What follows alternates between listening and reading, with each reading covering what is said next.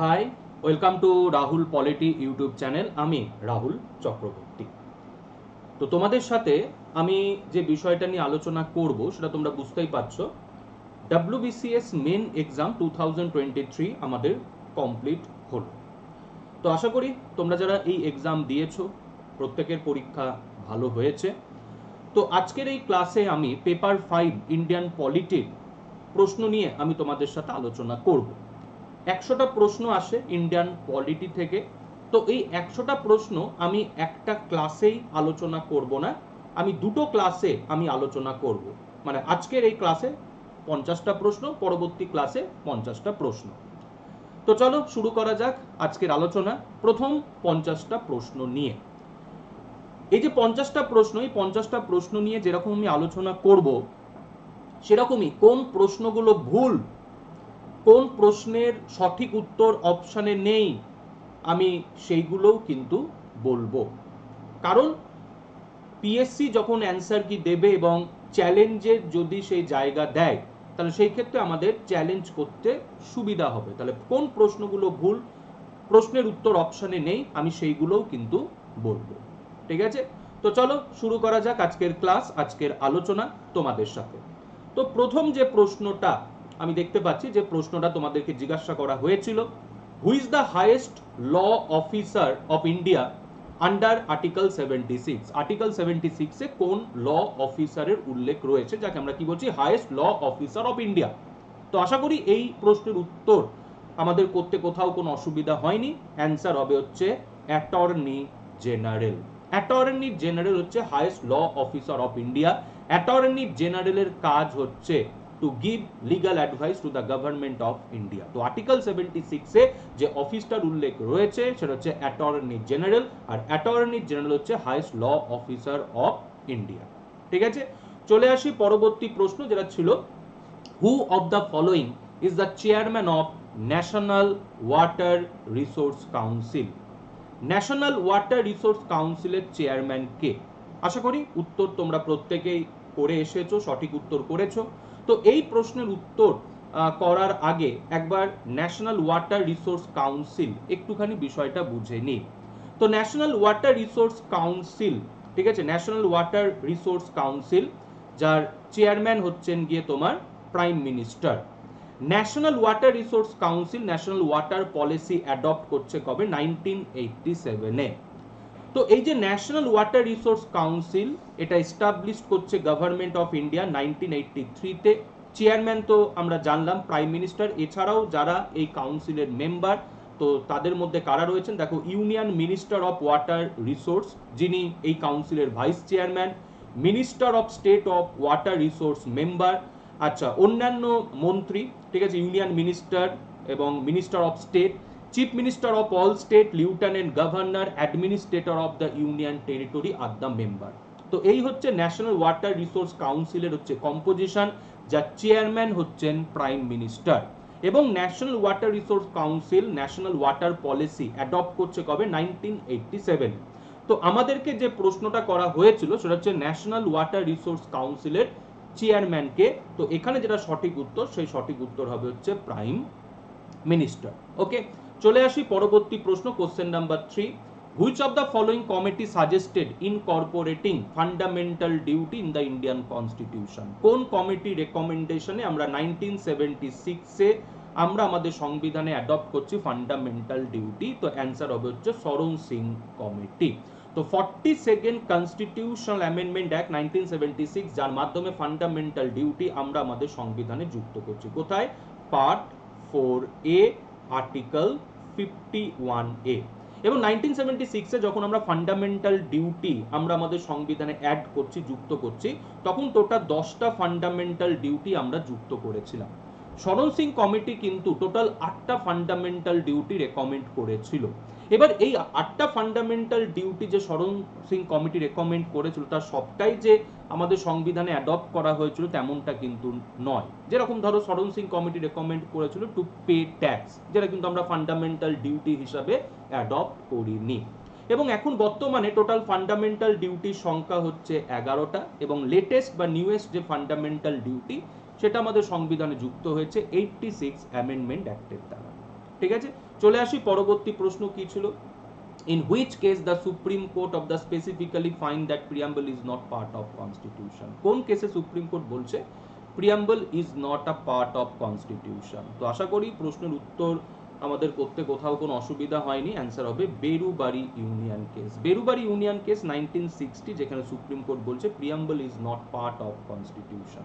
কিন্তু supreme Court তার এই অবজারভেশন, সুপ্রিম কোর্ট তার এই জাজমেন্ট, সেটা 1973 কেশাবানন্দা ভারতী কেসে কি করছে, পরিবর্তন করছে, এবং সুপ্রিম কোর্ট বলছে preamble is part of constitution. তাহলে আমরা দেখতে পাচ্ছি সুপ্রিম কোর্ট তার জাজমেন্ট কি করছে, চেঞ্জ করছে, পরিবর্তন করছে। এই ক্ষমতা কিন্তু সুপ্রিম কোর্টকে সংবিধান থেকে দেওয়া হয়েছে আন্ডার আর্টিকেল 137।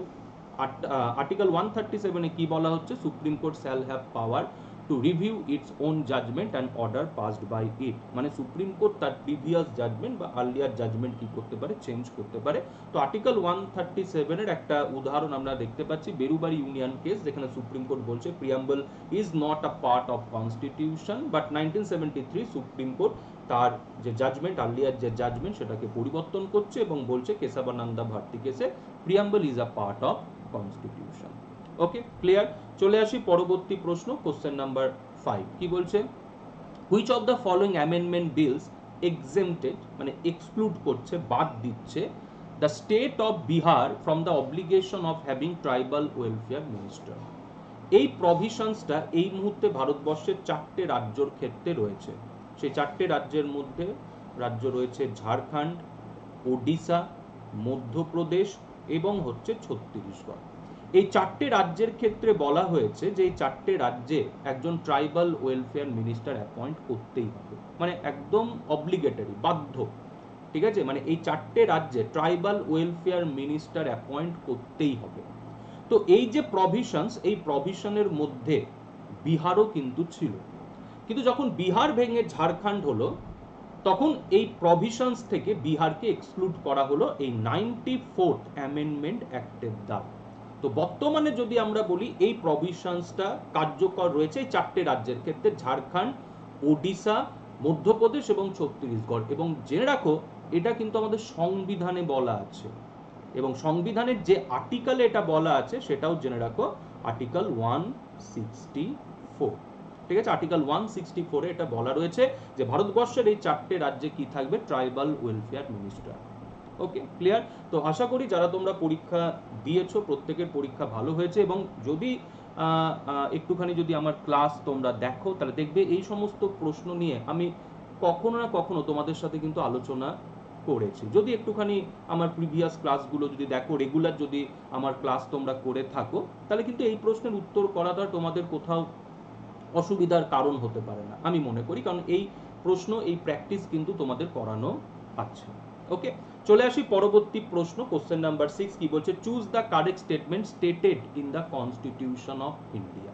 ওকে, তো 4টে স্টেটমেন্ট আছে, এর মধ্যে হচ্ছে কারেক্ট স্টেটমেন্ট আইডেন্টিফাই করতে হবে। তো যেটা দেখতে পাচ্ছি এখানে ভারতবর্ষের যে পরিচয় আমাদের সংবিধান থেকে দেওয়া হয়েছে সেই জায়গা থেকে প্রশ্ন। India that is Bharat shall be federation of state, তো এটা কোনো মতেই তো হবে না। India that is Bharat shall be union of state, অবশ্যই এটা হবে। ঠিক আছে, কিন্তু আরো দুটো অপশন একটুখানি দেখে নি, কোয়াসি ফেডারেল, ইউনিটারি স্টেট। তো স্বাভাবিকভাবেই এখানে উত্তর হবে হচ্ছে বি। আমাদের সংবিধান আর্টিকেল 1 যেখানে কি বলা হচ্ছে, India union of state. Union of state মানে কি, রাজ্য সমূহের সংঘ। এই মুহূর্তে ভারতবর্ষ হচ্ছে 28টা স্টেটের ইউনিয়ন। আমাদের সংবিধানে কোথাও ভারতবর্ষকে ফেডারেল হিসাবে ঘোষণা করা হয়নি, কিন্তু যদি আমরা আমাদের সংবিধান স্টাডি করি তো আমরা দেখতে পাচ্ছি আমাদের সংবিধানে কিন্তু কি রয়েছে, ফেডারেল ফিচার্স রয়েছে। নর্মালি যদি আমরা দেখি আমাদের সংবিধান, এই সংবিধান কিন্তু রেকমেন্ড করছে ফেডারেশন, কিন্তু কেন্দ্রকে কি করা হয়েছে, আমাদের সংবিধান থেকে শক্তিশালী করা হয়েছে।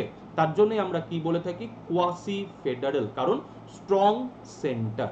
কিন্তু এই যে ফেডারেশন যে আমরা ফলো করছি, আমাদের অ্যাডমিনিস্ট্রেটিভ স্ট্রাকচার যে ফেডারেল, তো আমাদের সংবিধানে কোথাও কিন্তু ফেডারেল শব্দ বলো বা ভারতবর্ষকে ফেডারেশন হিসাবে ঘোষণা করা হয়নি, বরং আমাদের সংবিধান কি বলছে, India is a union of state, রাজ্য সমূহের সংঘ।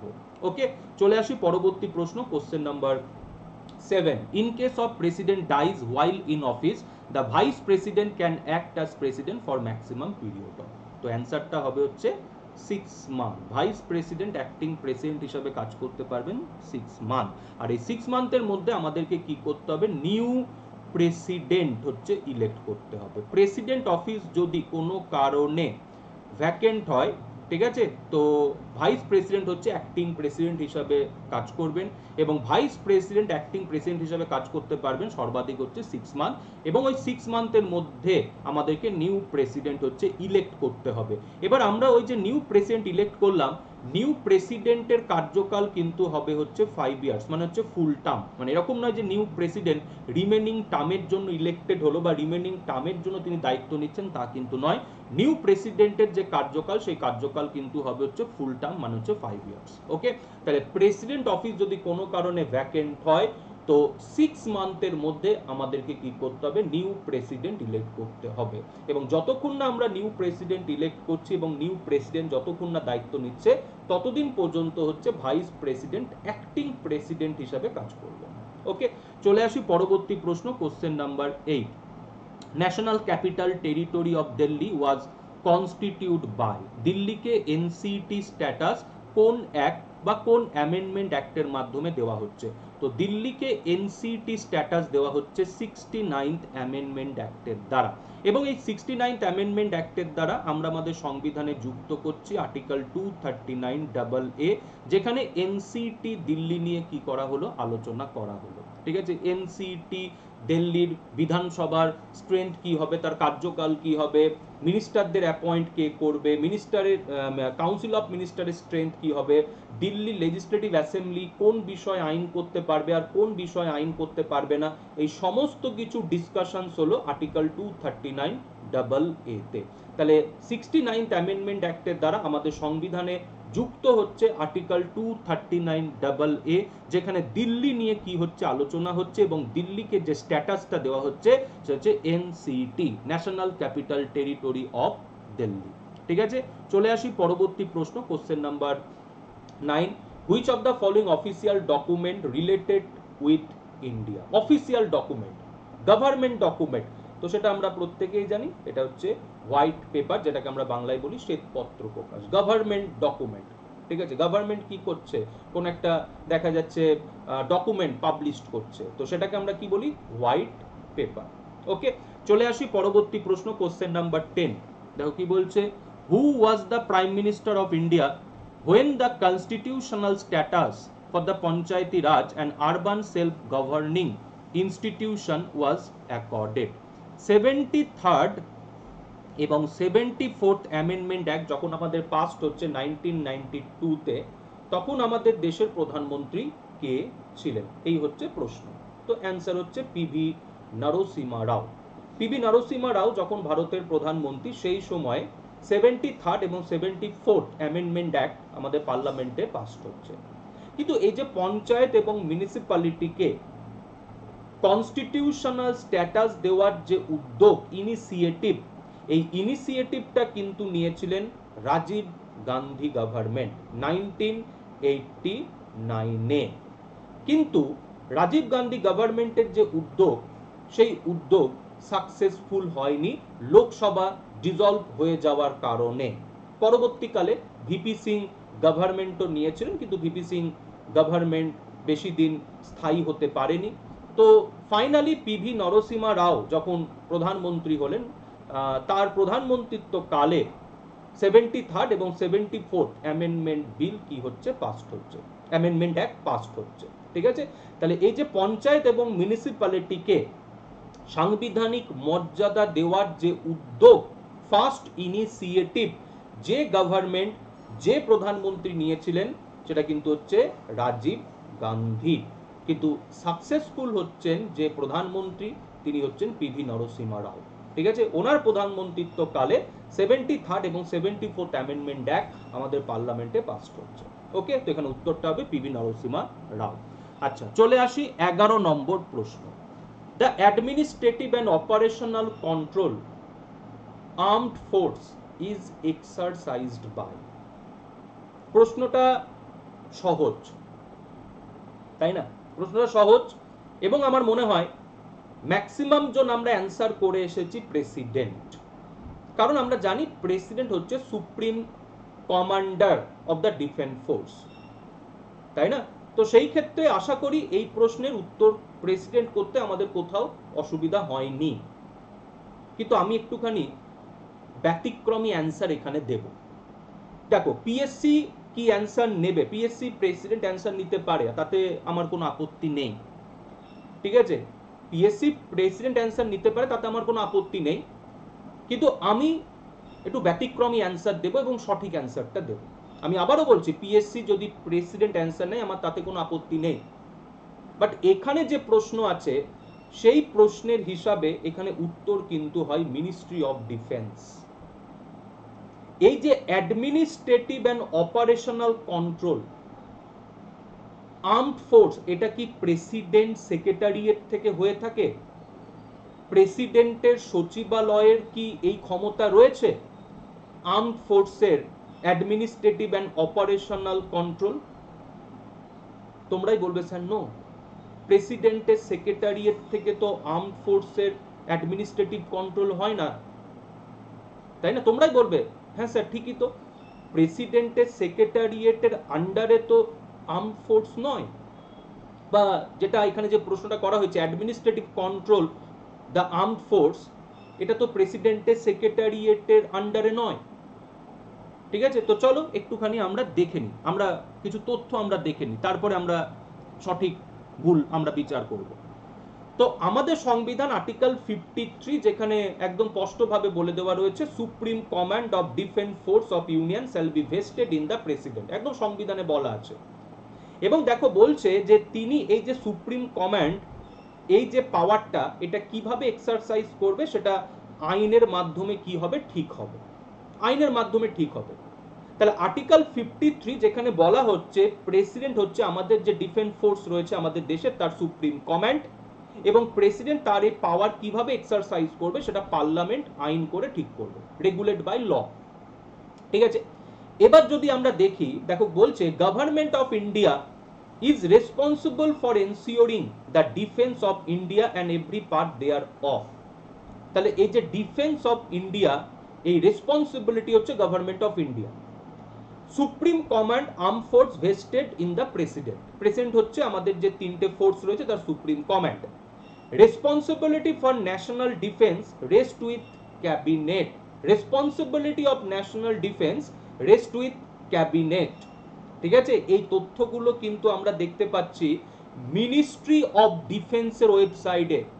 মিনিস্ট্রি অফ ডিফেন্সের যদি ওয়েবসাইট যদি ভিজিট করো তাহলে এই তথ্য পেয়ে যাবে, গভর্নমেন্ট ওয়েবসাইট।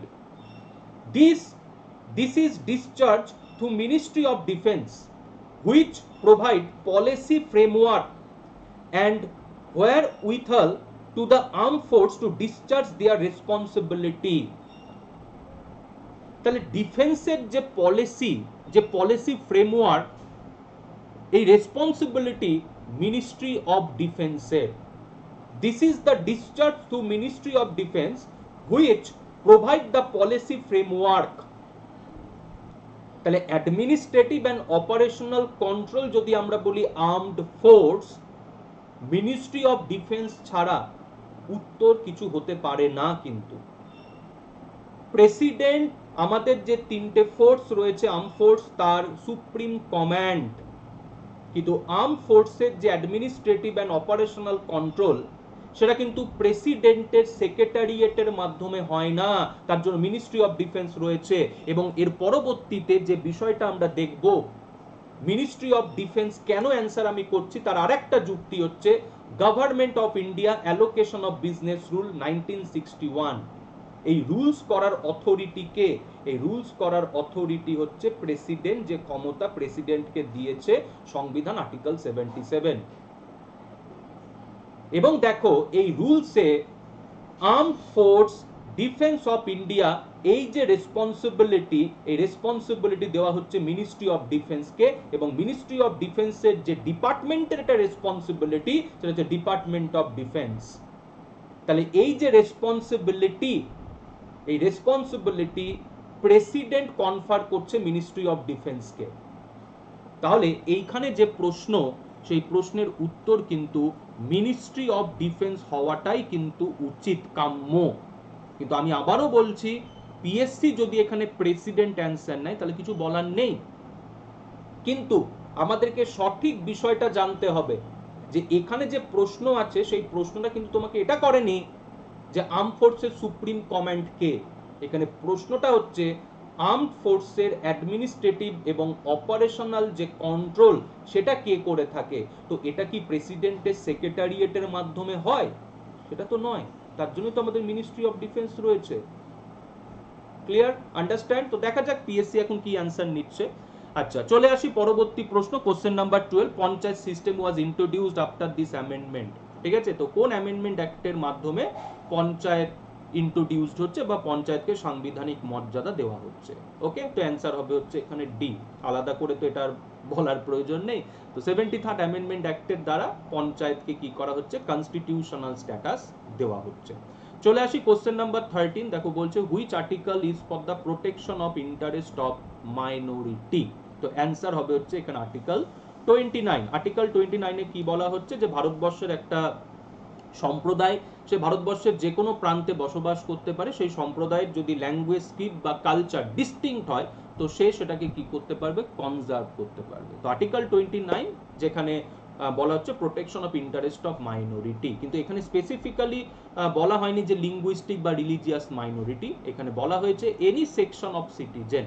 আর এখানে ইন্টারেস্ট বলতে কি, সেটা কালচার হতে পারে, সেটা ল্যাঙ্গুয়েজ হতে পারে, সেটা স্ক্রিপ্ট হতে পারে। ঠিক আছে, চলে আসি পরবর্তী প্রশ্ন, question number 14।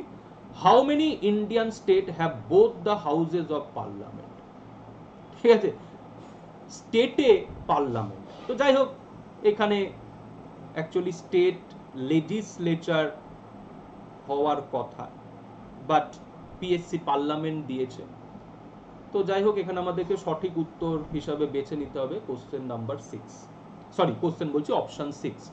How many Indian state have both the houses of parliament, মানে ভারতবর্ষের যে আমাদের স্টেটগুলো রয়েছে তার মধ্যে কতগুলো স্টেটের লেজিসলেচার হচ্ছে bicameral, two houses, both houses মানে হচ্ছে বাই ক্যামারাল। ঠিক আছে, এখানে পার্লামেন্ট হওয়াটা উচিত ছিল না, এখানে স্টেট লেজিসলেচার হওয়া উচিত ছিল, both house of the state legislature. তো অ্যান্সারটা হচ্ছে বাই ক্যামারাল, হচ্ছে 6টা স্টেট লেজিসলেচার। ওকে, চলে আসি পরবর্তী প্রশ্ন, কোশ্চেন নাম্বার 15। চিফ জাস্টিস আমাদের সুপ্রিম কোর্টের ফার্স্ট চিফ জাস্টিস, তো অ্যান্সার হচ্ছে H.J. Kania, first chief justice of supreme court. ঠিক আছে, চলে আসি পরবর্তী প্রশ্ন, question number 16। Which article of Indian constitution guarantees protection in respect of conviction for offence? তো অ্যান্সার হবে হচ্ছে আর্টিকেল 20। আর্টিকেল 20 তে তিনটে বিষয় বলা আছে, একটা হচ্ছে নো এক্স পোস্ট ফ্যাক্টো ল, নো ডাবল জিওপার্ডি, আর বলা রয়েছে নো সেলফ ইনক্রিমিনেশন। ঠিক আছে, নো এক্স পোস্ট ফ্যাক্টো ল মানে কি, যে 2024 সালে আমরা আইন করে 2020 সালের কোনো কাজকে বলতে পারবো না যে ক্রিমিনাল অফেন্স। ঠিক আছে, ইললিগাল ডিক্লেয়ার করতে পারবো না। নো ডাবল জিওপার্ডি, একই অপরাধে কাউকে দুইবার শাস্তি দেওয়া যাবে না। নো সেলফ ইনক্রিমিনেশন মানে অপরাধীকে নিজের বিরুদ্ধে সাক্ষী হিসাবে ব্যবহার করা যাবে না। তাহলে এই যে তিনটে প্রোটেকশন, এই তিনটে প্রোটেকশন দেওয়া হচ্ছে কোথায়? Under article 20। অ্যাকচুয়ালি আমাদের সংবিধানটা হচ্ছে লিবারাল ডেমোক্রেটিক কনস্টিটিউশন, তাই এখানে যে অ্যাকিউজড তাকেও কিন্তু কি করা হচ্ছে? ডিফেন্ড করার অধিকার দেওয়া হচ্ছে। ন্যাচারাল জাস্টিসের একটা গুরুত্বপূর্ণ বিষয় হচ্ছে ফেয়ার ট্রায়াল। ন্যাচারাল যে জাস্টিস, আমাদের একটা ন্যাচারাল বলতে পারো রাইট হচ্ছে কি, যে ফেয়ার ট্রায়াল। তো ফেয়ার ট্রায়াল মানে হচ্ছে যে অ্যাকিউজড তাকেও কিন্তু সুযোগ দিতে হবে তোমার ডিফেন্ড করা। তো আর্টিকেল 20 দেখো কি বলছে, নো এক্স পোস্ট ফ্যাক্টো ল, নো ডাবল জিওপার্ডি এবং হচ্ছে নো সেলফ ইনক্রিমিনেশন। ওকে, তো আর্টিকেল 20 হচ্ছে এখানে উত্তর। চলে আসি পরবর্তী প্রশ্ন, question number 17। Under the panchayati Raj system gram sabha consist of, গ্রাম সভার কম্পোজিশন, সরি গ্রাম সভার হচ্ছে কম্পোজিশন। তো গ্রাম সভার কম্পোজিশন দেখি এখানে অপশনস গুলো, ইলেক্টেড এক্সিকিউটিভ অফ ভিলেজ হবে না, person who are registered in the electoral roll relating to a village, এটা হতে পারে, বাট আরো দুটো অপশন একটুখানি দেখে নি। Elected executive of village and official nominated by him oblique her, এটা হবে না। Village sarpanch and person nominated by him oblique her, এটাও হবে না। তাহলে সঠিক উত্তর এখানে কি হবে? সঠিক উত্তর হবে হচ্ছে B, person who are registered in the electoral rolls relating to a village. Gram Sabha হচ্ছে বলতে পারো একটা গ্রামের সাধারণ সভা। গ্রাম সভা কোনো ইলেক্টেড বডি নয়। একটা গ্রামের একটা পঞ্চায়েত এরিয়াতে যারা রেজিস্টার্ড ভোটার, মানে যাদের নাম ভোটার তালিকাতে রয়েছে, তাদেরকে নিয়ে কি হচ্ছে? এই গ্রাম সভা গঠিত হচ্ছে। 73rd অ্যামেন্ডমেন্ট অ্যাক্টে গ্রাম সভার কিন্তু উল্লেখ রয়েছে, এবং গ্রাম সভাকে আমরা ভারতবর্ষের ক্ষেত্রে এক্সাম্পল দিয়ে থাকি ডিরেক্ট ডেমোক্রেসি হিসাবে। কেন? কারণ গ্রাম পঞ্চায়েতকে গ্রাম সভার মিটিংয়ে তার অ্যানুয়াল প্ল্যান, প্রোগ্রাম সমস্ত কিছু অ্যাপ্রুভ করাতে হয়। কিন্তু গ্রাম সভা কাদেরকে নিয়ে গঠিত হচ্ছে? গ্রামের যারা সাধারণ ভোটার, যাদের নাম ভোটার তালিকাতে রয়েছে, এটা কোনো ইলেক্টেড বডি নয়। তার জন্যই গ্রাম সভাকে আমরা বলছি ভারতবর্ষের ডিরেক্ট ডেমোক্রেসির এক্সাম্পল হিসাবে। ঠিক আছে, তাহলে গ্রাম সভার অ্যান্সার হবে হচ্ছে এখানে বি। ওকে, চলে আসি পরবর্তী প্রশ্ন, question number 18। 6th schedule of constitution of India does not provide administration of. 6th schedule এখানে কি বলা আছে? Tribal administrations. আর ট্রাইবাল অ্যাডমিনিস্ট্রেশন এখানে বলা রয়েছে চারটে আমাদের নর্থ ইস্ট স্টেটের, তার মধ্যে আসাম রয়েছে, মেঘালয় রয়েছে, ত্রিপুরা রয়েছে, নেই হচ্ছে মণিপুর। তো যে স্টেটটা রয়েছে সেটা হচ্ছে মিজোরাম। ঠিক আছে, মিজোরাম রয়েছে। এই চারটে স্টেট যেখানে বলা রয়েছে কি ট্রাইবাল অ্যাডমিনিস্ট্রেশন, 6th শিডিউল, এই চারটে স্টেটের ক্ষেত্রে আসাম, মেঘালয়, মিজোরাম এবং হচ্ছে ত্রিপুরা। ওকে, চলে আসি পরবর্তী প্রশ্ন, question number 19। Balwant Rai Mehta committee কবে অ্যাপয়েন্ট হচ্ছে to examine the working of community development programme? তো অ্যান্সার হবে হচ্ছে 1957, এবং বলবন্ত রায় মেহতা কমিটি রেকমেন্ড করছে democratic decentralisation of power. Balwant Rai Mehta committee recommend করছে 3 টায়ার পঞ্চায়েতি রাজ সিস্টেম, গ্রাম পঞ্চায়েত, পঞ্চায়েত সমিতি এবং জেলা পরিষদ। আর এই যে রেকমেন্ডেশন 3 টায়ার পঞ্চায়েতি রাজ সিস্টেম, এটা প্রথম যে স্টেট ইমপ্লিমেন্ট করছে 1959-এ, সেই স্টেট হচ্ছে রাজস্থান। ওকে, চলে আসি পরবর্তী প্রশ্ন, question number 20। Vice president is the x officio chairman of the. তো অ্যান্সার হবে কি? অ্যান্সার হবে হচ্ছে রাজ্যসভা। ভাইস প্রেসিডেন্ট হচ্ছে রাজ্যসভার এক্স অফিসিও চেয়ারম্যান। রাজ্যসভার এক্স অফিসিও চেয়ারম্যান হিসাবে ভাইস প্রেসিডেন্টের যে দায়িত্ব বা যে কাজ, সেটা হচ্ছে রাজ্যসভা পরিচালনা করা। ঠিক আছে, তো ভাইস প্রেসিডেন্ট হচ্ছে রাজ্যসভার এক্স অফিসিও চেয়ারম্যান। চলে আসি পরবর্তী প্রশ্ন, কোশ্চেন নাম্বার 21। মিনি কনস্টিটিউশন আমরা কোন অ্যামেন্ডমেন্ট অ্যাক্টটাকে বলে থাকি? অ্যান্সার হচ্ছে 42nd অ্যামেন্ডমেন্ট অ্যাক্ট। কেন 42nd অ্যামেন্ডমেন্ট অ্যাক্টকে আমরা মিনি কনস্টিটিউশন বলছি? তার কারণ একটা ব্যাপক সংবিধান সংশোধন হয়েছিল এই 42nd অ্যামেন্ডমেন্ট অ্যাক্টের দ্বারা। ঠিক আছে, এত কিছু আমাদের সংবিধানের অ্যামেন্ডমেন্ট হয়েছিল, তার জন্যই আমরা 42nd অ্যামেন্ডমেন্ট অ্যাক্টকে বলে থাকি মিনি কনস্টিটিউশন। এবং 42nd অ্যামেন্ডমেন্ট অ্যাক্ট কবে হচ্ছে? 1976-এ। যখন হচ্ছে তখন কিন্তু আমাদের দেশে এমার্জেন্সি চলছে। ঠিক আছে, এমার্জেন্সি চলছে, তাহলে এমার্জেন্সি চলাকালীন 42nd অ্যামেন্ডমেন্ট অ্যাক্ট কিন্তু হচ্ছে। ওকে, চলে আসি পরবর্তী প্রশ্ন, question number 22। Chief minister of all the state are ex officio member of the. ঠিক আছে, তো এখানে যে অপশনস গুলো আছে, প্রথমেই হচ্ছে প্ল্যানিং কমিশন বাদ। কেন বাদ? কারণ প্ল্যানিং কমিশনের কোনো অস্তিত্ব এই মুহূর্তে নেই, আমরা কি বলি নীতি আয়োগ। ফিনান্স কমিশন হবে না। এবার অ্যান্সারটা আমি কি করব, বি না সি? দেখো, ন্যাশনাল ডেভেলপমেন্ট কাউন্সিল ভারতবর্ষের ছিল, এবং ন্যাশনাল ডেভেলপমেন্ট কাউন্সিলের মেম্বার ছিল প্রত্যেকটা রাজ্যের মুখ্যমন্ত্রী। 2015 সাল থেকে ন্যাশনাল ডেভেলপমেন্ট কাউন্সিলের কোনো কিন্তু মিটিং হয়নি, যতটুকুনটা আমি জানি। ঠিক আছে, প্ল্যানিং কমিশন যে ড্রাফট প্ল্যান প্রিপেয়ার করতো এনডিসি, সেটা অ্যাপ্রুভ করতো। কিন্তু যখন 2015 সালে নীতি আয়োগ হলো প্ল্যানিং কমিশনকে রিস্ট্রাকচার করে, তো আমরা দেখতে পাচ্ছি নীতি আয়োগের গভর্নিং বডি, যে গভর্নিং বডিতে চিফ মিনিস্টারদের কি করা হলো, মেম্বারশিপ দেওয়া হলো। তো যেহেতু নীতি আয়োগের কম্পোজিশনের মধ্যে চিফ মিনিস্টারদেরকে ইনক্লুড করে নেওয়া হলো, তো সেই ক্ষেত্রে এনডিসির যে ইম্পর্টেন্স বা সিগনিফিকেন্স, তাৎপর্য, সেটা কিন্তু এক কথাই বলতে পারো হারিয়ে গেল। ঠিক আছে, কারণ চিফ মিনিস্টারদেরকে কি করা হলো, নীতি আয়োগের গভর্নিং বডির মেম্বার করা হলো। তো 2015 সাল থেকে যদি আমরা দেখি এনডিসির কিন্তু সেইভাবে কোনো মিটিং হয়নি, ঠিক আছে। তাহলে এখানে যে উত্তরটা, সেই উত্তরটা কিন্তু হওয়া উচিত হচ্ছে সি, ইন্টারস্টেট কাউন্সিল।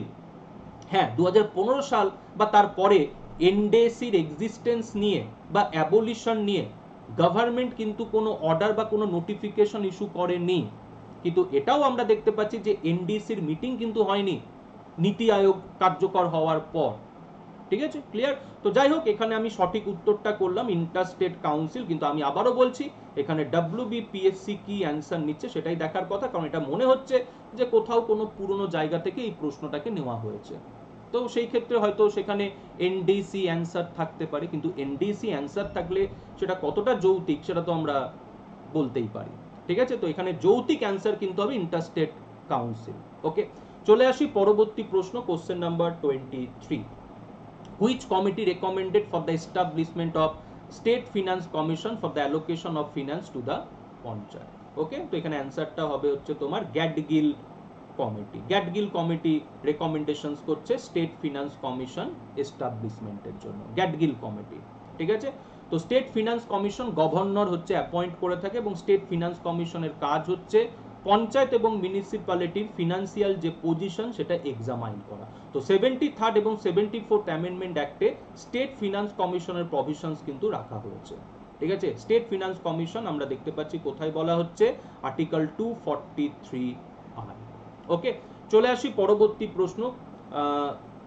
আচ্ছা হ্যাঁ, গ্যাডগিল কমিটি রেকমেন্ডেশনসটা দেখো এখানে আমি দিয়ে দিয়েছি। গ্যাডগিল কমিটি অ্যাপয়েন্টেড হচ্ছে 1988-এ, এবং দেখো গ্যাডগিল কমিটি যে রেকমেন্ডেশনস গুলো করছে রিলেটেড টু পঞ্চায়েত, এখানে দেখো বলছে establishment of state finance commissions, ঠিক আছে। তো এখানে সঠিক যেটা উত্তর, সেই উত্তরটা হচ্ছে গ্যাডগিল কমিটি। গ্যাডগিল কমিটি রেকমেন্ডেশনসটা আমি দিয়ে দিয়েছি, তোমরা একটুখানি পড়ে নেবে, তোমরা দেখে নেবে, ঠিক আছে।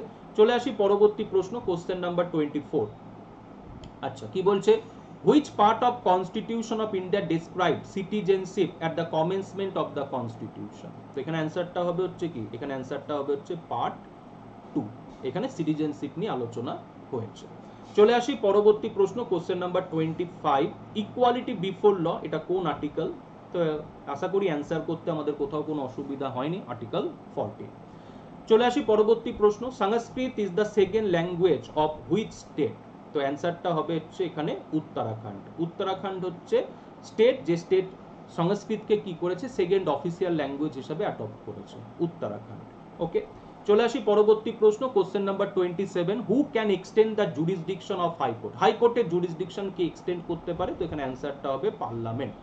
দেখো, আমরা ইন্টিগ্রেটেড জুডিশিয়াল সিস্টেমে বিলং করি, তো এই ইন্টিগ্রেটেড যে জুডিশিয়াল সিস্টেমে আমরা বিলং করি, তো এই ক্ষেত্রে হায়ার যে জুডিশিয়ারি মানে সুপ্রিম কোর্ট এবং হাইকোর্টের যে এখতিয়ার জুরিসডিকশন, এটা এক্সটেন্ড করতে পারে পার্লামেন্ট আইন করে, ঠিক আছে। তো এখানে যদি সুপ্রিম কোর্ট থাকতো তাও কিন্তু উত্তর হতো পার্লামেন্ট, কারণ সুপ্রিম কোর্ট হাইকোর্টের যে জুরিসডিকশন, এই জুরিসডিকশন এক্সটেন্ড করার জন্য যে আইন, সেই আইন করবে হচ্ছে পার্লামেন্ট অফ ইন্ডিয়া। কেন করবে? তার কারণ হচ্ছে আমরা ইন্টিগ্রেটেড জুডিশিয়াল সিস্টেমে বিলং করি, তাই হায়ার জুডিশিয়ারির যে জুরিসডিকশন, এই জুরিসডিকশন এক্সটেন্ড করার যে আইন, সেই আইন করবে হচ্ছে পার্লামেন্ট। ওকে, চলে আসি question number 28, original constitution of India was hand written by? Original যে আমাদের কনস্টিটিউশন সেটা হচ্ছে হ্যান্ড রিটেন, আর এই হ্যান্ড রিটেনটা কার ছিল? তো অ্যান্সার হচ্ছে Prem Behari Narain Raizada. Hand written constitution, ঠিক আছে, কোনো মানে ওই টাইপ করা নয় কোনো মেশিনের দ্বারা, পুরো হ্যান্ড রিটেন কনস্টিটিউশন, আমাদের অরিজিনাল যে কনস্টিটিউশন যেটা হচ্ছে আমাদের পার্লামেন্টে সংরক্ষিত আছে, হ্যান্ড রিটেন। ওকে, চলে আসি পরবর্তী প্রশ্ন, কোশ্চেন নাম্বার 29, ন্যাশনাল ফ্ল্যাগ আমরা কবে অ্যাডপ্ট করছি? 22 জুলাই 1947-এ। ওকে, তারপরে চলে আসি question number 30, a member of State Public Service Commission can be removed on the ground of misbehavior only after inquiry has been held by? Okay, UPSC এবং SPSC removal যদি আমি বলি অথরিটি, গ্রাউন্ডস এবং manner, এই সবটাই কিন্তু হচ্ছে same. Authority হচ্ছে প্রেসিডেন্ট, গ্রাউন্ড কি দেখতেই পাচ্ছ, মিসবিহেভিয়ার। ম্যানার কি, এই যে মিসবিহেভিয়ারের এই যে কমপ্লেন্ট, এটা সুপ্রিম কোর্ট কি করবে, ইনকোয়ারি করবে। সুপ্রিম কোর্টের ইনকোয়ারির পরিপ্রেক্ষিতে প্রেসিডেন্ট কি করবে, রিমুভ অর্ডার হচ্ছে ইস্যু করবে। ঠিক আছে, তাহলে এখানে যে প্রশ্ন, এই প্রশ্নের উত্তর হচ্ছে সুপ্রিম কোর্ট অফ ইন্ডিয়া। তাহলে এই যে মিসবিহেভিয়ারের যে গ্রাউন্ড বা কমপ্লেন্ট, এটা সুপ্রিম কোর্ট ইনকোয়ারি করবে এবং তার পরিপ্রেক্ষিতে প্রেসিডেন্ট কি করবে, মেম্বার বা চেয়ারম্যানকে রিমুভ করবে। ঠিক আছে, চলে আসি পরবর্তী প্রশ্ন 31। তো এখানে বুঝতেই পারছি যে সোশ্যালিস্ট, সেকুলার এই যে শব্দ আমাদের প্রিয়াম্বলে কবে যুক্ত হচ্ছে। তো যুক্ত হচ্ছে কবে, 1976 এ 42nd কনস্টিটিউশন অ্যামেন্ডমেন্ট অ্যাক্টের দ্বারা। প্রিয়াম্বলে তিনটে নতুন শব্দ যুক্ত হলো, সোশ্যালিস্ট, সেকুলার এবং হচ্ছে ইন্টিগ্রিটি। ঠিক আছে, এই তিনটে শব্দ যুক্ত হলো। ওকে, চলে আসি পরবর্তী প্রশ্ন। 53rd amendment of the Indian constitution 1986 made full statehood. দেখো এখানে যে প্রশ্ন দেওয়া হয়েছে, যে অপশনস দেওয়া হয়েছে, আমাকে অ্যান্সার মিজোরাম করতে হবে। ঠিক আছে, কিছু উপায় নেই, কিন্তু আমি সঠিক তথ্যটা তোমাদেরকে দেব যে মিজোরাম স্টেট ফর্মড হচ্ছে মিজোরাম স্টেট অ্যাক্ট 1986 এর দ্বারা, 53rd অ্যামেন্ডমেন্ট অ্যাক্টের দ্বারা নয়। 53rd অ্যামেন্ডমেন্ট অ্যাক্টের দ্বারা আমাদের সংবিধান পার্ট 21-এ মিজোরামের জন্য যুক্ত হলো স্পেশাল প্রভিশনস। এই যে স্পেশাল প্রভিশন যে পার্ট 1-এ যুক্ত হলো মিজোরামের জন্য, এটা যুক্ত হলো 53rd অ্যামেন্ডমেন্ট অ্যাক্টের দ্বারা। 53rd অ্যামেন্ডমেন্ট অ্যাক্টের দ্বারা মিজোরাম স্টেট ফর্মড হয়নি, মিজোরাম স্টেট ফর্মড হয়েছে মিজোরাম স্টেট অ্যাক্ট 1986 এর দ্বারা। ঠিক আছে, কিন্তু উপায় নেই, এখানে আমাদেরকে অ্যান্সার মিজোরামই করতে হবে, কিন্তু সঠিক তথ্যটা আমাদের কাছে থাকাটা উচিত। 53rd অ্যামেন্ডমেন্ট অ্যাক্টের দ্বারা আমাদের সংবিধানে যুক্ত হচ্ছে পার্ট 21-এ মিজোরামের জন্য স্পেশাল প্রভিশনস। ঠিক আছে, চলে আসি পরবর্তী প্রশ্ন। দেখো এটা আমি তথ্যটা দিয়েই দিয়েছি। ঠিক আছে, the state of Mizoram act 1986, there shall be establish new state to be known as state of Mizoram. তাহলে এই অ্যাক্টের দ্বারা কি হচ্ছে, মিজোরাম স্টেট ফর্মড হচ্ছে। আর 53rd অ্যামেন্ডমেন্ট অ্যাক্ট আমাদের সংবিধান পার্ট 21 অ্যামেন্ড হচ্ছে, যেখানে যুক্ত হচ্ছে আর্টিকেল 371G, যেখানে বলা হচ্ছে special provisions with respect to the state of Mizoram. ঠিক আছে, চলে আসি পরবর্তী প্রশ্ন। দ্য গভর্নমেন্ট অফ ইন্ডিয়া, ঠিক আছে, the government of India revoked the special status or limited autonomy granted under Article 370 of Indian Constitution to the Jammu and Kashmir when? ঠিক আছে, তো জম্মু অ্যান্ড কাশ্মীরের যে স্পেশাল স্ট্যাটাস আর্টিকেল 370, এটা কবে amend হচ্ছে? 2019 তো আমরা প্রত্যেকেই জানি, কিন্তু মান্থ যদি আমরা বলি তো সেই মান্থ হচ্ছে অগস্ট 2019। তাহলে অগস্ট 2019 প্রেসিডেন্সিয়াল অর্ডার ইস্যু হচ্ছে, যার মাধ্যমে আর্টিকেল 370 সাসপেন্ড হচ্ছে। প্রেসিডেন্ট অর্ডার, ঠিক আছে, প্রেসিডেন্ট অর্ডার, কোনো আইন, কোনো সংবিধান সংশোধন নয়। প্রেসিডেন্ট অর্ডারের মাধ্যমে কি হচ্ছে, আর্টিকেল 370 সাসপেন্ড হচ্ছে অগস্ট 2019। এবং ওই মানতেই কি হচ্ছে, Jammu and Kashmir state reorganisation act past হচ্ছে। পাস্ট হওয়ার মাধ্যমে জম্মু অ্যান্ড কাশ্মীর স্টেটকে ভেঙে দুটো কেন্দ্রশাসিত অঞ্চল তৈরি করা হচ্ছে। ঠিক আছে, চলে আসি পরবর্তী প্রশ্ন, কোশ্চেন নাম্বার 34। দেখো কি বলছে, which committee recommend that there should also be reservation of seat for women in Panchayati Raj institution. কোন কমিটি রেকমেন্ড করছে যে পঞ্চায়েতি রাজ সিস্টেমের ক্ষেত্রে মহিলাদের জন্য কি করতে হবে, সিট রিজার্ভ রাখতে হবে? এখানে অ্যান্সার কিন্তু এ এবং ডি দুটোই কিন্তু হবে, কিন্তু অপশনে এরকম নেই যে both Thungon committee and Gadgil committee. কেন বলছি দেখে নাও, এটা হচ্ছে ইগনুর হচ্ছে মেটেরিয়াল, ইগনু মানে আমি আমার মতো করে মেটেরিয়াল তৈরি করিনি, ইগনুর মেটেরিয়াল। ঠিক আছে, তো দেখো বলছে কি, ইগনুর মেটেরিয়ালটা যদি আমরা দেখি, by the end of 1988 a sub committee consultative committee parliament rural credit and banking under the chairmanship of P K Thungon made recommendation for strengthening the Panchayati Raj system once again. One of its important recommendation was Panchayati Raj body should be constitutionally recognized.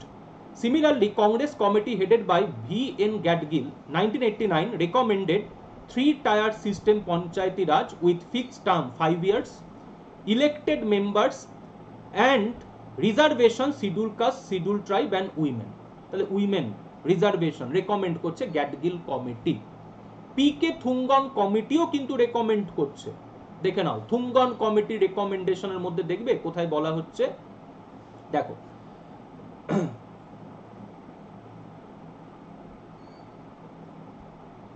এই যে there should be also reservation for women at the Panchayati Raj institution, এই যে থুঙ্গন committee recommendations.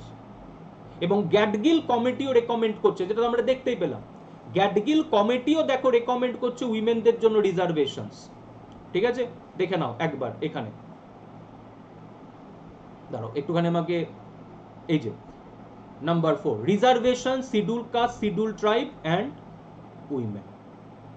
তাহলে Thungon committee এবং Gadgil committee এই দুটো committee কিন্তু recommend করছে উইমেন রিজার্ভেশনস। তাহলে এবার আমি অ্যান্সার কি নেব? এখানে তো বোথ নেওয়ার কোথাও কোনো স্কোপ নেই। বোথ নেওয়ার যদি কোথাও কোনো স্কোপ থাকতো তো আমি নিতাম। তো স্বাভাবিকভাবে এবার এখানে আমাকে WBPSCর অ্যান্সারের জন্য ওয়েট করতে হবে, কারণ দুটোই অ্যান্সার এখানে, থুঙ্গন কমিটি গ্যাডগিল কমিটি দুটোই অ্যান্সার। ঠিক আছে, গ্যাডগিল কমিটি রেকমেন্ডেশন যেরকম গভর্নমেন্টের দ্বারা অ্যাকসেপ্টেড হয়েছে, থুঙ্গন কমিটি রেকমেন্ডেশন অ্যাকসেপ্টেড হয়েছে। এবার কার বেশি হয়েছে কার কম হয়েছে সেটা তো আমি দেখতে যেতে পারি না, কিন্তু দুটো কমিটি রেকমেন্ডেশনই কিন্তু আমাদের 73rd অ্যামেন্ডমেন্ট অ্যাক্ট হওয়ার ক্ষেত্রে কিন্তু গুরুত্বপূর্ণ ভূমিকা পালন করেছে। ঠিক আছে, তো জানি না এখানে পিএসসি কি অ্যান্সার নেবে, আমি তো এখানে কোনো কিছু অ্যান্সার করতে পারছি না, কারণ দুটোই সঠিক উত্তর। আমি দেখা যাচ্ছে গ্যাডগিল কমিটি অ্যান্সার করলাম, পিএসসি নিল হচ্ছে অ্যান্সার থুঙ্গন কমিটি, বা আমি থুঙ্গন কমিটি অ্যান্সার করলাম, পিএসসি হচ্ছে গ্যাডগিল কমিটি অ্যান্সার নিল, কারণ দুটোই সঠিক। এবার কোন যুক্তিতে আমি থুঙ্গন কমিটিকে আগে রাখবো, গ্যাডগিল কমিটিকে আগে রাখবো, সেই যুক্তি আমি তৈরি করতে পারিনি যে আমি তোমাদেরকে বলতে পারবো এই যুক্তিতে গ্যাডগিল কমিটি এগিয়ে থাকবে। তো যাই হোক, এবার পিএসসির অ্যান্সারের জন্য আমাদেরকে ওয়েট করতে হবে, সোজা কথা, কারণ এখানে থুঙ্গন কমিটি গ্যাডগিল কমিটি দুটোই কিন্তু অ্যান্সার। আমি দেখিয়ে দিলাম তোমাদেরকে। ঠিক আছে, এটা হচ্ছে ইগনুর মেটেরিয়াল, এটা হচ্ছে ইগনুর মেটেরিয়াল। এবং থুঙ্গন কমিটি এবং গ্যাডগিল কমিটি রেকমেন্ডেশন আমরা দেখতে পাচ্ছি যেখানে উইমেন রিজার্ভেশনের কথা বলা হচ্ছে দুটো কমিটি থেকে, এবং এই দুটো কমিটি রেকমেন্ডেশনই কিন্তু আমাদের 73rd অ্যামেন্ডমেন্ট অ্যাক্ট হওয়ার পেছনে বা করার ক্ষেত্রে গুরুত্বপূর্ণ ভূমিকা নিয়েছিল। ঠিক আছে, তো দেখা যাক এখন পিএসসি কি অ্যান্সার নিচ্ছে। আচ্ছা, 10th শিডিউল, ঠিক আছে, কি বিষয় নিয়ে আলোচনা হয়েছে? Anti defection act. 10th schedule আমাদের সংবিধানে যুক্ত হচ্ছে 52nd কনস্টিটিউশন অ্যামেন্ডমেন্ট অ্যাক্ট 1985 এর দ্বারা। ওকে, চলে আসি পরবর্তী প্রশ্ন, question number 36, oath and affirmation, এটা হচ্ছে কোন শিডিউল? তো ওথ অ্যান্ড অ্যাফার্মেশন হচ্ছে 3rd শিডিউল। ঠিক আছে, ওকে। আচ্ছা, এরপরে চলে আসি পরবর্তী, যেটা হচ্ছে ইউনিয়ন পাবলিক সার্ভিস কমিশন তার অ্যানুয়াল রিপোর্ট কার কাছে সাবমিট করবে? তো জেনারেলি হচ্ছে প্রেসিডেন্ট। আর এসপিএসসি যদি আমরা বলি তো হবে হচ্ছে গভর্নর। ঠিক আছে, আজকে আমি 50টা প্রশ্ন নিয়ে আলোচনা করব এই ক্লাসে, পরবর্তী ক্লাসে আবার 50টা। আচ্ছা, who among the following has the constitutional authority to make rules and regulation fixing the number of UPSC? ইউপিএসসির কম্পোজিশন আমাদের সংবিধানে যে বলা আছে সেটা হচ্ছে একজন চেয়ারম্যান এবং থাকবে হচ্ছে আদার মেম্বার। আদার মেম্বারের কোনো মিনিমাম নাম্বার বা কোনো ম্যাক্সিমাম নাম্বার কিন্তু বলা নেই, এটা ঠিক করে থাকে হচ্ছে কে? প্রেসিডেন্ট। আর এটা যদি এসপিএসসি যদি থাকতো তাহলে এই আদার মেম্বারের যে সংখ্যা, এই সংখ্যাটা ঠিক করবে হচ্ছে গভর্নর এসপিএসসির ক্ষেত্রে। ওকে, চলে আসি পরবর্তী প্রশ্ন, কোশ্চেন নাম্বার 39। ঠিক আছে, how many articles were written on the constitution when it came into effect? তো অ্যান্সার হবে 395। 395টা আর্টিকেল কার্যকর হচ্ছে যখন আমরা সংবিধান কার্যকর করছি। আচ্ছা, what does 8th schedule Indian constitution deals with? Official language, administration of tribal area, এটা হচ্ছে 6th শিডিউল, পঞ্চায়েতি রাজ 11th শিডিউল, মিউনিসিপ্যালিটি হচ্ছে 12th শিডিউল। তো অফিসিয়াল ল্যাঙ্গুয়েজ হচ্ছে 8th শিডিউল, যেখানে এখন টোটাল 22টা ল্যাঙ্গুয়েজ রয়েছে। আচ্ছা, চলে আসি question number 41। Preamble of Indian constitution was inspired by preamble of which constitution? তো অ্যান্সার হচ্ছে ইউএস কনস্টিটিউশন। আচ্ছা, at which of its session did Congress officially accepted the socialist pattern of society? Socialism Congress তার কোন সেশনে adopt করছে? Awadhi session 1955 Congress adopt করছে socialist pattern of society. Constitutional provision relevant for solving questions of repugnancy between central law and state law is found in। এই ব্যাপারটা কি? রিপাগনেন্সি মানে হচ্ছে কনফ্লিক্ট, এবং শুধুমাত্র কনফ্লিক্ট নয়, এই কনফ্লিক্টের হচ্ছে সলিউশন। তো কনকারেন্ট লিস্টে কোনো একটা বিষয়ে, ঠিক আছে, কনকারেন্ট লিস্টের কোনো একটা বিষয়ে কেন্দ্র আইন করতে পারে, রাজ্য আইন করতে পারে। তো কোনো একটা বিষয়ে দেখা যাচ্ছে কেন্দ্রের আইন রয়েছে এবং রাজ্যের আইন রয়েছে, এবং দুটো আইনের মধ্যে যদি কনফ্লিক্ট হয়, কোন আইনটা অগ্রাধিকার পাবে? এই কনফ্লিক্টের সলিউশন, এটাই হচ্ছে রিপাগনেন্সি, যেটা কোথায় বলা হচ্ছে? আর্টিকেল 54-এ কি বলা হচ্ছে? যে কেন্দ্রীয় যে আইন, সেই আইনটা কি পাবে? অগ্রাধিকার পাবে, প্রিভেল। তাহলে রিপাগনেন্সি মানে কি? কনফ্লিক্ট, এবং এই কনফ্লিক্টের সলিউশন। তাহলে কেন্দ্রীয় আইন এবং রাজ্য আইনের মধ্যে যদি কনফ্লিক্ট হয়, কোন আইনটা অগ্রাধিকার পাবে, এই সলিউশন আমাদের সংবিধান আর্টিকেল 254-এই দেওয়া আছে, যেখানে কি বলা আছে? কেন্দ্রীয় আইনটা অগ্রাধিকার পাবে। এটাই হচ্ছে ডক্ট্রিন অফ রিপাগনেন্সি, কনফ্লিক্ট এবং তার সলিউশন। ওকে, চলে আসি পরবর্তী প্রশ্ন। অ্যাটর্নি জেনারেল রিপিট কোশ্চেন্স, 10টা প্রশ্ন এরকম আছে রিপিট হয়েছে, 10টা প্রশ্ন, তার মধ্যে একটা পেয়ে গেলে অ্যাটর্নি জেনারেল। ঠিক আছে, প্রথম প্রশ্নই ছিল। আবার দেখো question number 44, attorney general article 76। চলে আসি 45। এই কমেন্টটা কে করেছেন আমাদের সংবিধান সম্পর্কে? Extreme rigidity and too much flexibility. Answer হচ্ছে সি, আলেকজান্ডার উইক। ঠিক আছে, আমাদের সংবিধান হচ্ছে partly rigid and partly flexible. তো এই যে কমেন্টটা, good balance between extreme rigidity and too much flexibility, এই কমেন্টটা হচ্ছে আলেকজান্ডার উইক। ওকে, চলে আসি কোশ্চেন নাম্বার 46। কনকারেন্ট লিস্ট, এই কনসেপ্টটা আমরা কোন দেশ থেকে নিয়েছি? অস্ট্রেলিয়া। কনকারেন্ট লিস্টের কনসেপ্ট। আচ্ছা, under whose direct supervision Lok Sabha secretariat comes under? তো অ্যান্সারটা হচ্ছে speaker, Lok Sabha secretariat. Lok Sabha secretariat দেখে নাও, আমাদের সংবিধান 98 যেখানে বলছে সেক্রেটারিয়েট অফ পার্লামেন্ট। সেক্রেটারিয়েট মানে কি? লোকসভা রাজ্যসভার সচিবালয়। এই সেক্রেটারিয়েটের কাজ হচ্ছে স্পিকার এবং চেয়ারম্যানকে সাহায্য করা লোকসভা এবং রাজ্যসভা পরিচালনার ক্ষেত্রে। লোকসভা এবং রাজ্যসভার কি থাকবে? আলাদা আলাদা সেক্রেটারিয়েট, আমাদের সংবিধান আর্টিকেল 98-এ বলা হচ্ছে। তো লোকসভার যে সেক্রেটারিয়েট সেটা স্পিকারের আন্ডারে থাকবে, রাজ্যসভার যে সেক্রেটারিয়েট চেয়ারম্যানের আন্ডারে থাকবে, এবং সেক্রেটারিয়েটের যে হেড তাকে আমরা বলে থাকি সেক্রেটারি জেনারেল। তাহলে এখানে যে প্রশ্নটা ছিল সেই প্রশ্নের উত্তর হবে হচ্ছে স্পিকার অফ লোকসভা। লোকসভার সেক্রেটারিয়েট লোকসভার স্পিকারের আন্ডারে, এবং এই সেক্রেটারিয়েটের কাজ কি? স্পিকারকে হচ্ছে তোমার সাহায্য করা লোকসভা পরিচালনার ক্ষেত্রে। ঠিক আছে, পুরো তথ্য দেওয়া রয়েছে, তোমরা দেখে নেবে, পড়ে নেবে। ঠিক আছে, চলে আসি পরবর্তী, যেটা হচ্ছে আমাদের সংবিধান কোন আর্টিকেলে পঞ্চায়েতের ডেফিনেশনস দেওয়া হয়েছে? আর্টিকেল 243। এখানে পঞ্চায়েতের বিভিন্ন বিষয় এখানে ডিফাইন করা আছে। ঠিক আছে, গ্রাম সভা, পঞ্চায়েত, সেলফ গভর্নমেন্ট, যা যা ডেফিনেশন আমাদের পঞ্চায়েতের আমরা দেখতে পাচ্ছি কোথায়? আর্টিকেল 243। ওকে, চলে আসি পরবর্তী কোশ্চেন নাম্বার 49। কি বলছে? Who becomes empowered to make law when president rule is imposed in a state? তো স্বাভাবিকভাবেই অ্যান্সার হবে হচ্ছে পার্লামেন্ট। প্রেসিডেন্ট যদি কোনো রাজ্যে 356 ইম্পোজড করে, তো প্রেসিডেন্ট ডিক্লেয়ার করতে পারে যে সেই রাজ্যের স্টেট লেজিসলেচারের যে ফাংশন, সেই ফাংশন এক্সারসাইজ করবে হচ্ছে পার্লামেন্ট। তো স্টেট লেজিসলেচারের ফাংশন কি? আইন তৈরি করা। তাহলে প্রেসিডেন্ট ডিক্লেয়ার করতে পারে যে স্টেট লেজিসলেচারের যে ফাংশন, সেই ফাংশন এক্সারসাইজ করবে কে? পার্লামেন্ট। মানে প্রেসিডেন্ট পার্লামেন্টের হাতে স্টেট লেজিসলেচারের ফাংশন ট্রান্সফার করতে পারে। তাহলে একটা রাজ্য যেখানে 356 ইম্পোজড হয়েছে, তাহলে সেই রাজ্যের ক্ষেত্রে আইন কানুন কে করবে? পার্লামেন্ট করবে। ঠিক আছে, তো অ্যান্সার হচ্ছে এখানে ডি, পার্লামেন্ট। আচ্ছা, who can extend the jurisdiction of high court? দেখো আবার একটা রিপিট কোশ্চেন পেয়ে গেলাম। তাহলে এই যে 50টা প্রশ্ন, এই 50টা প্রশ্নের মধ্যে দুটো প্রশ্ন আমরা পেয়ে গেলাম হচ্ছে রিপিট, অ্যাটর্নি জেনারেল এবং হাইকোর্টের জুরিসডিকশন। তো হাইকোর্টের জুরিসডিকশন এক্সটেন্ড কে করবে? Parliament. Higher judiciary, supreme court, high court, jurisdiction extend করবে পার্লামেন্ট আইন করে। ঠিক আছে, তো এই ক্লাসে আমি তোমাদের সাথে আলোচনা করলাম 50টা প্রশ্ন নিয়ে। পরবর্তী ক্লাসে তোমাদের সাথে আলোচনা করব আরো 50টা প্রশ্ন নিয়ে।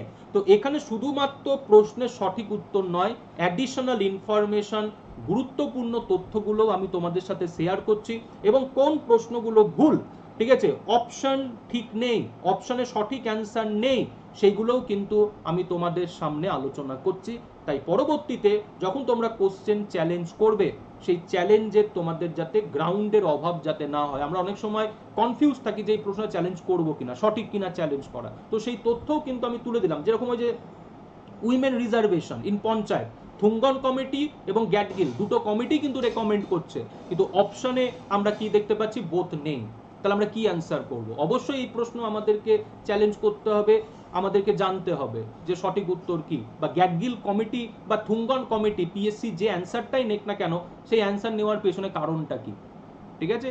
তো যাই হোক, দেখা যাক মানে পিএসসি কি অ্যান্সার দিচ্ছে, আর পরবর্তী ক্লাসে আরো 50টা প্রশ্ন আমি তোমাদের সাথে আলোচনা করব। তো ভালো থাকো, সুস্থ থাকো, দেখা হচ্ছে পরের ভিডিওতে।